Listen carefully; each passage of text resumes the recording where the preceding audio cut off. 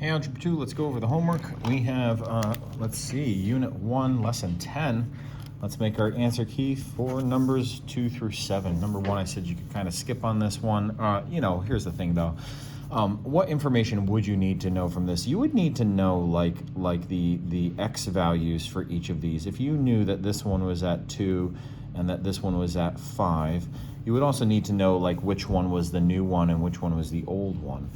So let's say that this one right here was like the old one, and that had a distance at 5. Our scale factor for horizontal stretches and compressions is old over new. So if this one's the old one, it would be 5 over 2 would be our scale factor, 5/2. And what that means is that this new one here, let's just highlight this in yellow. Everything that happens in this graph, the story of everything that happens in that graph happens faster. 5/2 happens faster, and it ends up getting to this point faster than it would here. It takes 2 seconds instead of 5 seconds, and so it compresses it since this is top heavy. And that's what we saw is that whole numbers, or top heavy ones, numbers that are greater than 1, the scale factors, like this one happens 4 times faster, it compresses everything horizontally, so it's a horizontal compression. While if we had a scale factor of 1/4, that's going to take things and make them last 4 times as long, or things happen, so that's going to stretch things out. It's the opposite of what we saw with the vertical ones. So let's dive into it. I'm going to use this. We're constantly going to be saying, hey, is the scale factor going to be something that's a vertical or a horizontal one? Is it getting stretched or compressed? And then actually using numbers to find those scale factors by either new over old or old over new. And then we also seeing, is there a reflection involved? So let's look. All right, so this one right here.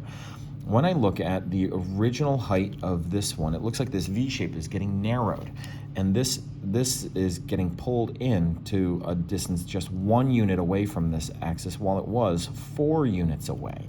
All right, and this one here is 2 units away, but it was 2, 4, 6. Ooh, 6. Oh no, so this is not 4, it's 3. 1, 2, 3. That's good.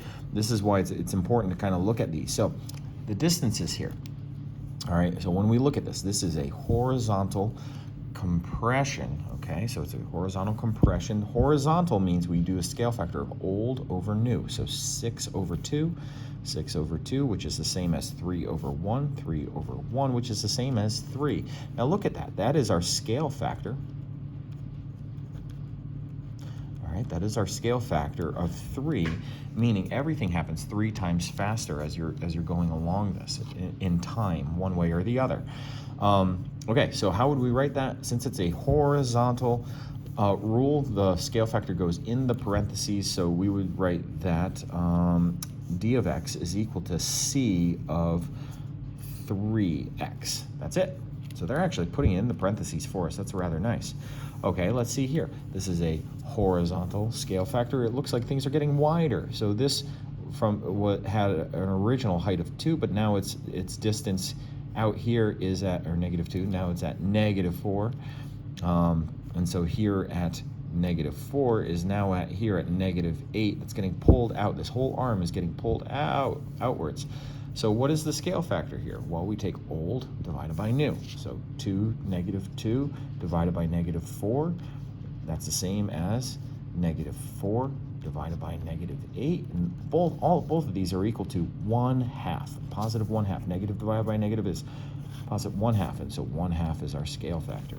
Okay, we look at the next one. All of these are horizontal compressions or stretches. They're all in the parentheses here. So we're looking at this. Look at this.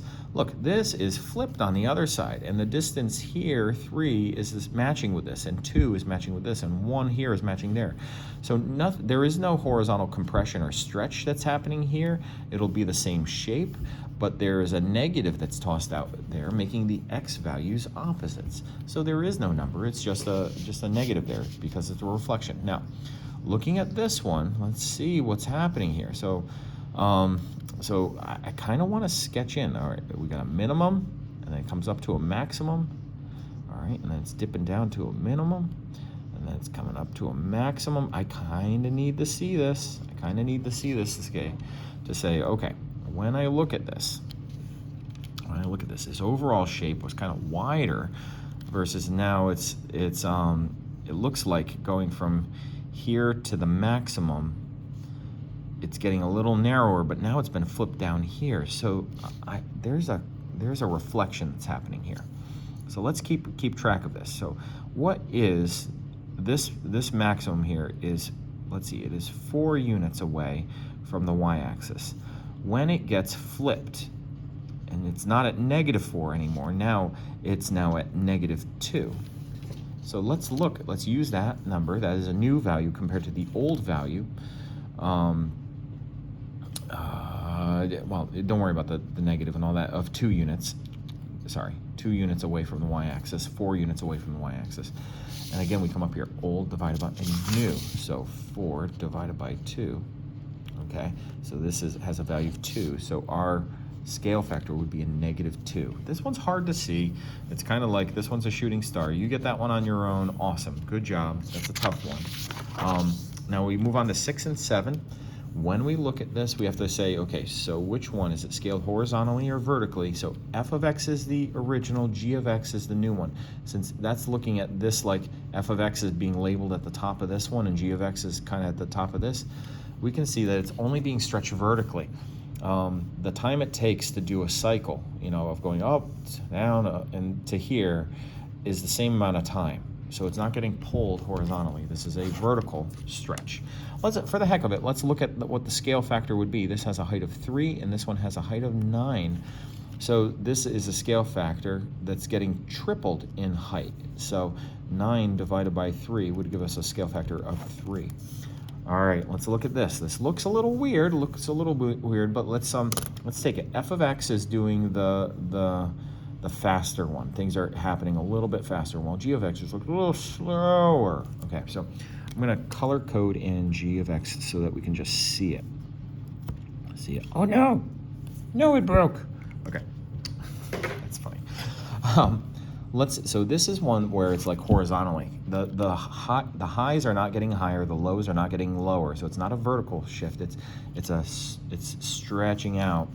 And so let's take a point, like a maximum or a minimum. I'm going to take this maximum, which looks like it's happening at 3 units away, or 3 units time, and it looks like it's at like 1.5.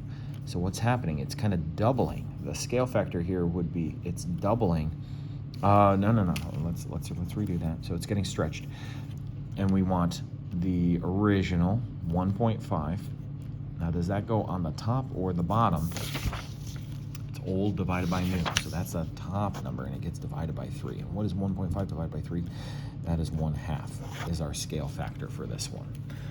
You even seeing that, that's where I kind of want to double check and what type of scale factor would we expect if it's getting stretched.